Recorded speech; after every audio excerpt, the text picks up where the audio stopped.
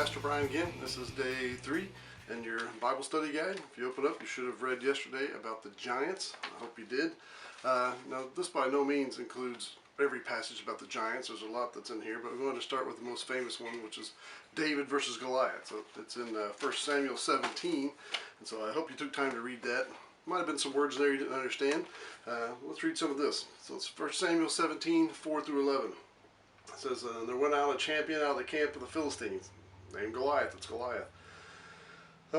He's from Gath, that's the town he's from, whose height was 6 cubits in a span. 6 cubits in a span. We don't measure in cubits anymore, but a cubit in the ancient days was from the elbow to the fingertip. So it kind of varied anywhere between 18 to 21 inches. And so that would make him roughly 9.5, 10.5 feet tall. You figure that the average American man, which is taller than the average Jewish man, back then the average American man is 5'10". I'm 6'4". But this guy was a giant. You know, he's like twice as high, 10.5 feet, twice as big. It's like you versus a baby. Other ancients talked about giants during their day. There was Herodotus, Diodorus Siculus. Sounds like I just had a mouthful of Cheerios or something. Pliny the Younger. Actually, they all mentioned him. And then in the United States, we had someone named Robert Wadlow, the world's tallest man. He was sadly died when he was 22 years old. But he was not too short, too much shorter than Goliath. Goliath was 9.5 feet, and you know, if you're talking 8'8", you're quite a bit taller than Shaquille and those guys in the NBA. But Goliath was athletic. He was agile. That's what it mentions about some of these stories from the giants in the ancient days, how they could outrace a horse. They could jump over the back of a horse. And you watch some of the NBA guys, they can run up and down the court, but only a couple times they get tired. So he's big, he's tall, he's fast, he's strong, he's mean. He had a helmet of brass upon his head, and he was armed with a coat of mail. It's like bulletproof vest for their day. And the weight of the coat was 5,000 shekels of brass. We don't measure in shekels, but a shekel, it would roughly come out to 78 pounds. Probably about more than most of you weigh. And so, as at boys camp. And so, 78 pounds, it's heavy. You know, he's got that on. Let's see what else it says. And he had greaves of brass upon his legs. What's a greave? It's a shield for the shin bone. Basically, if you were a short guy fighting a tall guy, the best thing to do would be cut him down to size, we would say. And so they would take their sword and try to cut out his shins, and so he safeguarded himself. He put armor on his legs so you couldn't do that. So he had the armor upon his legs and a target of brass between his shoulders. It says, with the word there, target, it was like armor that covered his throat. Another thing in battle in those days, since most of it was swords, was they'd cut your head off, and so he protects his throat to where you couldn't get a lucky shot and cut his head off and win in that way. And the staff of his spear was like a weaver's beam, and the spear's head weighed 600 shekels of iron, and one bearing the shield went before him. I forgot to look how much that shekel would be, but weaver's beam. I guess it's 17 pounds. I did look it up. 17 pounds. The weaver's beam. Now, we would think of your average spear might be something like this. You know, something I can get, you know, probably longer than this, but about that big around, maybe a little bit bigger around for me to heft it. His was a weaver's beam, which was roughly 2.5 inches. I'd be like, this is only 2 inches, and so it's a ½ inch bigger, which make this massive. These are the same length. Keep leaning out of shot. I won't break my cabinet. But look how much bigger that's from what we would use to what he would have. Can you imagine the force of that if it hit you? I can tell you this is quite a bit heavier than this. And so that's what he carried down. Roughly, it's not like I threw it through the floor. Roughly, his armor weighed anywhere between 150 to 200 pounds, the stuff that he was carrying. So he's a giant man doing some giant stuff.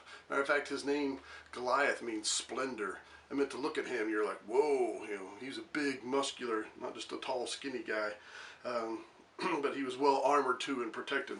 The picture I got here, a lot of times it seems like the artists don't read the text before they do it, but there he is, and he's too exposed. I think he might have some shin guards on, but he doesn't have the throat covering. As you look on in the story of Goliath on over in like verse 33. It says, "And Saul said to David, Thou art not able to go against this Philistine to fight with him, for thou art but a youth, and he is a man of war from his youth." So he was been trained in battle since he was young, because probably when he was young he was already the size of a man. When he got bigger than the man, so they'd been training him to fight, and yet David determines that he would fight him. David is not afraid. He goes out and he picks up 5 stones. We know the story if you've read it, hopefully. Saul tries to give him his armor, and he's like, "I don't know the armor." He says, "The only thing I know are the tools of a shepherd boy," and how he's fought a bear and how he's fought a lion. Let's see, so he goes out and look at verse 40. "And he took his staff in his hand and chose him 5 smooth stones out of the brook to put them in the shepherd's bag, which he had, even in a scrip. And his sling was in his hand, and he drew near the Philistine." 5 stones. Why 5 stones? We find out later in the Bible that Goliath had 4 brothers.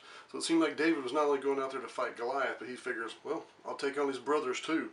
Like I said, I didn't give you every passage about giants that are in here, but I hope it would stir your imagination to look. There were a lot of times it's kind of hidden for us. It's hard to understand. The Anakim is a tribe that's mentioned in the Bible. They were giants. The Rephaim, they were a tribe of giants. Matter of fact, Goliath and his brothers were descendants of Rapha, the Rephaim, which means the dead ones, or the walking dead, in a sense. The Zanzumim, these were called roving creatures that roamed around, and they were giants that scared people. The Emim, that's another tribe. They were called terrors. When people saw them, they were just terrified. And the Amorites had giants as well. We have some of the names of the other giants. Ishbishbenob, I don't know if you've ever heard of him, but Ishbishbenob is the giant that David couldn't kill. David was an old man, and he's fighting him, and his valiant men had to come up and protect him. And so there was a giant that David couldn't kill, if you ever have a trivia question. Rapha, like I said, this is Rephaim. He's the father. Most of the time in the Bible reference, and it just calls him. They were the sons of the giant Rapha, or the dead ones. His name means tall too. Saph is another one. His name means tall. Og of Bashan. He was a king. His name means long neck. So he's super tall. I put in here, there's his bed. His bed was, there, Deuteronomy 3:11, his bed was 13 feet. They're estimating long. It became a roadside attraction. Like they put it up like, "We killed Og, and here's his bed," and people would come and look at it and be like, "Man, it's giant." Kind of like seeing there's a giant rocking chair near me, and the giant chest drawer. Sometimes there's a giant ball of string. Roadside attraction. People come and look at it. Anak is another one for the Anakim. Means a long neck. The Bible talks about the valley of the giants. 2 Samuel, it talks about although you can look at 2 Samuel 21. I haven't mentioned over here with 6 fingers and 6 toes. Mentions him having 6 fingers and 6 toes. I call him Old 24, somebody that they fought with. But if you read that, if you back up to like verse 15 to the end of the chapter 22, you'll see more stories about them fighting Ishbishbenob and Saph and those guys. 2 Samuel 23 talks about a lion-like man. Did he fight like a lion? Did he look like a lion? What's going on with there? We know that there's a lot of things that go on with the giants. They were more than just tall people. It was one of Satan's attempts to try to kill God's people. If you're interested in these topics, I'm hoping that this kind of lights a fire and you just want to read and study. A good book I'd recommend would be Big Bad Bible Giants. It's kind of good illustrations, but it also goes through and it lists a lot of this and gives you a lot of thoughts about the Bible giants. As you get older, I have other ones. There's the Lost Race of the Giants. Cloud Eaters is what the Native American Indians call them, because that's how tall they were. The ancient giants who ruled America. We have a bunch of them in America. Matter of fact, these books talk about it. These are the Nephilim is another name for the giants, and there's one with the big head. Sometimes you see them. Ancient giants of North America. We live in Indiana. Indiana has a lot of giants and skeletons that were found in the Indian mounds. And then here's the fallen giants of the Ohio Valley. That's us. We're the Ohio Valley, and it includes a lot of things about the giants. And so you can see that the Bible piqued my interest about giants. There's a lot of things that we can search and find and see, and we can see that every word in the Bible is absolutely true. The world will try to say, "Oh, fee, fi, fo, fum." You know, that's almost in the Bible where it talks about them wanting to eat men and stuff, and where when Joshua, Joshua and Caleb, and the 12 spies go into the promised land. They say that we're like grasshoppers in their sight, and literally they were. These guys was twice the size of them, and they were terrified. And so the giants are mentioned several times throughout the Bible. So hopefully that stirs your interest, and you can research that. The next one we'll talk about is the Ark of the Covenant. If you want to look and read those passages and read ahead, go back and study the giants some more. But read about the Ark of the Covenant and see what you know about that. And it's kind of an important piece of equipment that the Israelites carried around. So same camp time, same camp channel tomorrow. We'll go back and we'll look and see what the Bible has to say about this topic.